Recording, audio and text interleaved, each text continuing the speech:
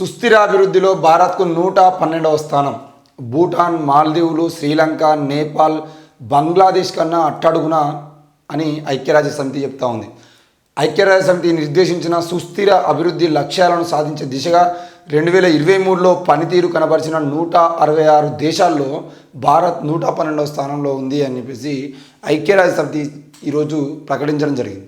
మరి బీజేపీ వచ్చిన తర్వాత అభివృద్ధి అనేది చాలా గొప్పగా జరిగింది. అసలు అభివృద్ధి అంటేనే మోడీ అంటేనే అభివృద్ధి అని చెప్పేసి డబ్బాలు కొట్టుకున్నటువంటి బ్యాచ్ ఏదైతే ఉందో, ఈరోజు ఐక్యరాజ్య సమితి చెప్తున్నటువంటి విషయాల్లో మరి మన భారతదేశం ఎందుకు సుస్థిర అభివృద్ధిలో భారతదేశం ఎందుకు వెనుకబడిపోయిందో ఒక్కరన్నా సమానం చెప్పే అవకాశం ఉందా? ఈరోజు ప్రపంచ దేశాల్లో నరేంద్ర మోడీ పవర్ఫుల్ ప్రధానమంత్రి అని చెప్పేసి అసలు ఎక్కడ ఏది దొరికితే అది ఈరోజు మొత్తం దేశంలో ఉన్నటువంటి మీడియా సంస్థలన్నిటి మీద తన ఆధిపత్యాన్ని చెలాయిస్తూ అసలు ఏ రంగంలో ఎలాంటి అభివృద్ధి చేయకపోయినా కూడా Narendra Modi the powerful man అని చెప్పేసి 56 ఇంచుల ఛాతి ఉంటుందని చెప్పేసి ఆయనకు డబ్బాలు కొట్టడము, ఆయన ఏం చేసినా ఆయనను హైలైట్ చేసి వార్తలు రాయడము, సముద్రంలో పోయి కూర్చొని సముద్రంలో నేను శ్రీకృష్ణ భగవాన్తో మాట్లాడిన, ద్వారకా నగరాన్ని నేను చూసిన, ద్వారకా నగరం మొత్తం నాకు కనబడింది, అసలు లేనటువంటి ద్వారకా నగరాన్ని ఈరోజు నేను చూసిన అని చెప్పేసి ప్రపంచ యాత్రికులకు ప్రపంచంలో ఉన్నటువంటి ఏ సైంటిస్టుకు కనబడినటువంటి గొప్ప విషయాలు నేను కనిపెట్టినా అని చెప్పేసి ఈరోజు గొప్పలేపుకున్నటువంటి నరేంద్ర మోడీకి ఈరోజు దేశ అభివృద్ధికి సంబంధించిన విషయంలో ఎలాంటి ఆలోచన కానీ, దేశాన్ని అభివృద్ధి చేద్దాము, దేశంలో అభివృద్ధి ఫలాలను చూపిద్దామని చెప్పేసి ఎలాంటి ఆలోచన లేదు. ఈరోజు నరేంద్ర మోడీ అధికారంలోకి రాకముందు 2014 ముందు ప్రతిసారి దేశం అభివృద్ధి జరగట్లేదు, కాంగ్రెస్ పాలనలో దేశం అభివృద్ధి జరగట్లేదు, నేను వస్తే అభివృద్ధి జరిగిపోద్ది, అసలు మొత్తం భారతదేశం మొత్తం అభివృద్ధి చెందిన దేశంగా నేను చూపిస్తానని డబ్బాలు కొట్టిండు. మరి ఇక్కడ ఏమైంది? ఈరోజు ఇదే వార్తకి రెండో వార్త చూస్తే బడాబాబులపై ఎంత ప్రేమ, 9 ఏళ్లలో 10 లక్షల కోట్ల రుణాలు రద్దు చేసిండు. ఈరోజు 10 లక్షల కోట్ల రుణాలు బడాబాబులు అంటే ఎవరు? అదాని, అంబానీ, నీరవ్ మోదీ, లలిత్ మోడీ, వీళ్ళు ఎవరైతే ఉన్నారో ఇట్లాంటి వాళ్ళ కోసం 10 లక్షల కోట్ల రూపాయలు. ఈరోజు భారతదేశ బడ్జెట్ ఎంత ఉందో దానికన్నా ఎన్నింతలో ఎక్కువనో మీరు ఒకసారి ఆలోచించుకోండి.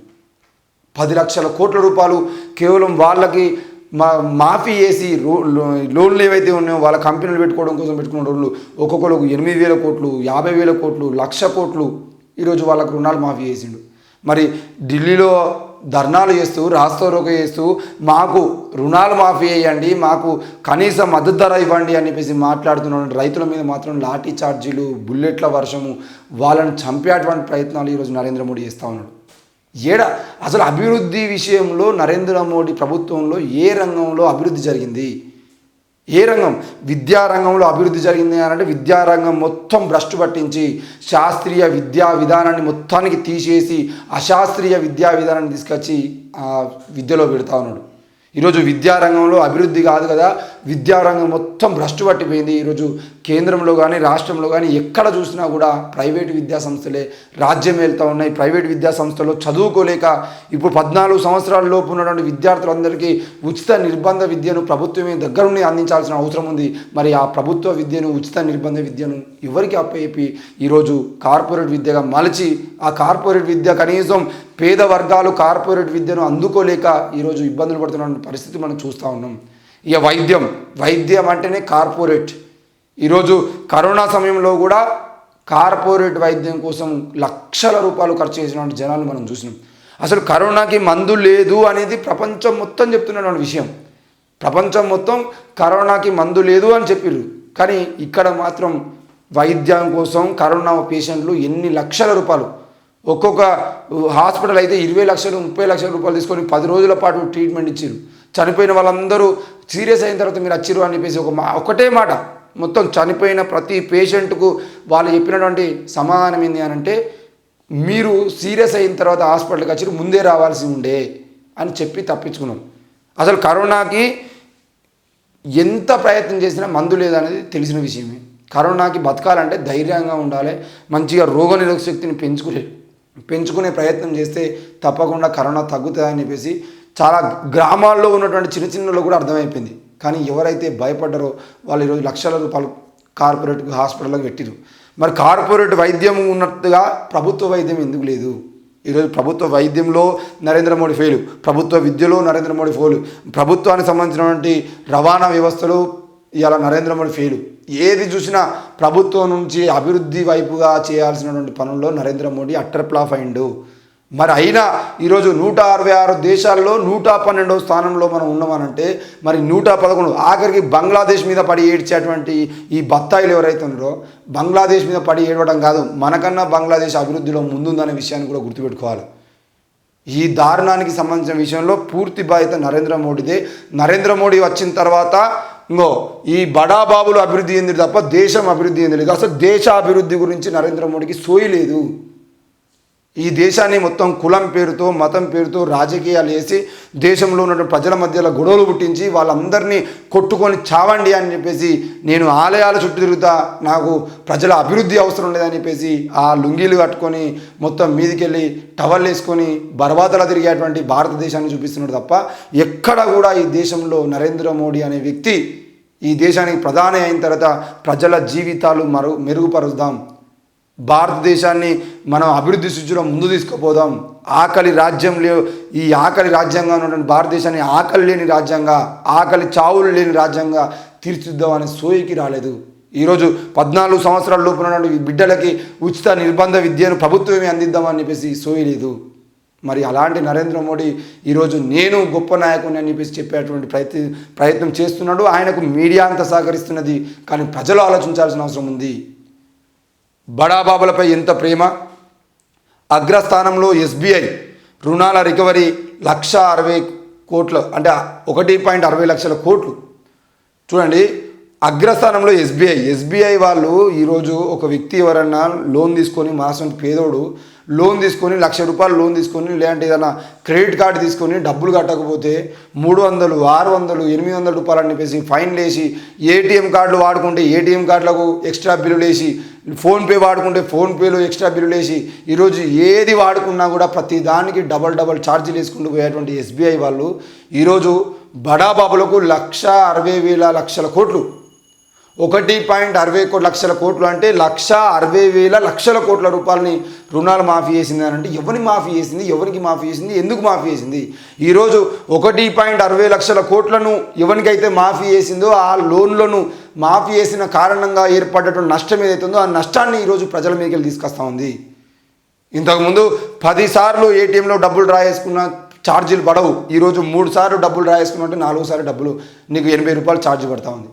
ప్రతి నెల నీకు సర్వీస్ ఛార్జ్ పడుతూ ఉంది. ప్రతి సంవత్సరం ₹300 అని ₹400 అని చెప్పేసి సర్వీస్ ఛార్జ్ పడుతుంది. ఎవరి కోసం?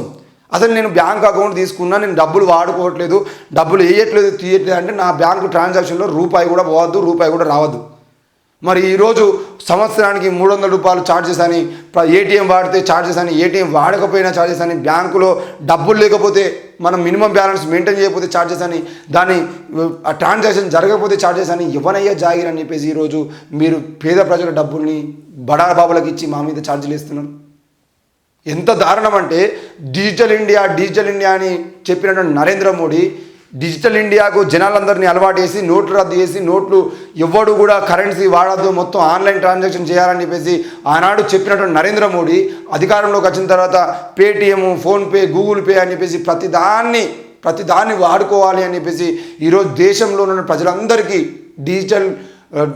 డిజిటల్ ట్రాన్సాక్షన్స్ని అలవాటు చేసి ఈరోజు నరేంద్ర మోడీ మళ్ళీ ఏం చేసినారంటే ఆ డిజిటల్ ట్రాన్సాక్షన్ మీద ఈరోజు మొబైల్ రీఛార్జ్ ₹300 పెట్టి రీఛార్జ్ చేసుకుందామంటే ₹3 ఛార్జెస్ పడుతున్నాయి. ఆఖరి కరెంటు బిల్లు కడదామంటే ఛార్జెస్ పడుతున్నాయి. ఎవరికైనా ట్రాన్సాక్షన్ చేద్దామంటే ₹10,000 ఎవరికైనా పంపిద్దామంటే మళ్ళీ ట్రాన్సాక్షన్ ఫీజు పడుతూ ఉంది. అంటే అలవాటు చేసేంత వరకు అలవాటు చేసి ఎంత దారుణం అంటే నరేంద్ర మోడీ అనే వ్యక్తి ప్రతి ఒక్కరూ జన్ధన్ ఖాతా తీసుకోవాలని చెప్పేసి అందరికీ ఏ ఇంట్లో కూర్చొని ముసలవ్వ కూడా తీసుకుపోయి నీకు అకౌంట్ తీస్తామని చెప్పేసి ఆ ముసలి దాని మీద అకౌంట్ తీసి ఈరోజు ఆ అకౌంట్లో డబ్బులు మెయింటైన్ చేయకపోతే మీకు ఛార్జెస్ పడతాయి. తప్పకుండా ప్రతి నెల డబ్బులు పడాలి, డబ్బులు వేసుకోవాలి, తీసుకోవాలి, లేకపోతే మీ అకౌంట్లోకి వెళ్ళి లోన్లు అంటే ఛార్జెస్ పడతా ఉంటాయి అని చెప్పేసి ఆ ముసలుల అకౌంట్ల మీద కూడా ఛార్జెస్ ఇస్తున్న పరిస్థితి. సిగ్గు లేకుండా మళ్ళీ నరేంద్ర మోడీ అధికారంలో దేశం అభివృద్ధి చెందిందని చెప్పేసి డబ్బాలు కొట్టేటువంటి బ్యాచ్ ఒకటి ఉంటుంది. ఇప్పటికైనా చెప్తున్నాం క్లియర్గా, నరేంద్ర మోడీ 10 ఏళ్ల పాలనలో దేశం అత్యంత దారుణంగా నాశనమైంది తప్ప ఎక్కడా కూడా అభివృద్ధి జరగలేదు. మీకు దమ్ముంటే అభివృద్ధికి సంబంధించిన విషయంలో చర్చ చేసి పవర్ ప్లాంట్ ప్రజెంటేషన్ ఇచ్చి క్లియర్గా ఈ రంగాల్లో దేశం అభివృద్ధి చెందింది, మహిళల చావుల్లో దేశం అభివృద్ధి చెందింది, లేదంటే అత్యాచారాలు జరగకుండా చూసుకోవడంలో దేశం అభివృద్ధి చెందింది, లేదంటే కులం పేరుతో జరిగేటువంటి దాడులు తగ్గించింది, మతం పేరుతో జరిగేటువంటి దాడులు తగ్గించింది. ఈరోజు పాకిస్తాన్ బార్డర్లో జరిగేటువంటి దాడులు ఏవైతే ఆ దాడులను తగ్గించింది, లేదంటే పేదరికం నిర్మూలన చేసింది, లేదంటే ఆకలి చావులను నిర్మూలన చేసింది. ఈ దేశంలో పలానా రంగంలో ఈ దేశం అభివృద్ధి చెందిందని చెప్పేసి ఒక్కసారి ఏదన్నా ఒక బీజేపీ నాయకుడు కూర్చొని పవర్ పాయింట్ ప్రజెంటేషన్ ఇచ్చుకుంటూ ఇంకో దేశంలో ఈ రంగంలో అభివృద్ధి చెందినము, రైతులు బాగుపడ్డరు, విద్యార్థులు బాగుపడ్డరు, లేదంటే పలానా రంగంలో ఉన్నటువంటి వాళ్ళు బాగుపడ్డారని చెప్పేసి ఏదో ఒక రంగాన్ని చూపించానని చెప్పండి. ఏది లేదు. 24 గంటల పాటు రామ మందిరం అని చెప్పారు. రామ మందిరం అయిపోయింది, ఇప్పుడు కృష్ణ మందిరం అని చెప్పి కూర్చున్నారు.